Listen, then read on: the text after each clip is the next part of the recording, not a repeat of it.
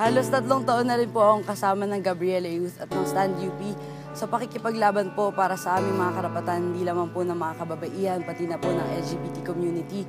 Dahil hindi lamang po sa forma ng sexual harassment nararanasan ang mga pang-aapi sa mga estudyante, sa mga kababaihan at LGBT community, kundi naranasan na rin po ito sa forma ng pagkakaroon ng tuition fee increase at other school fees.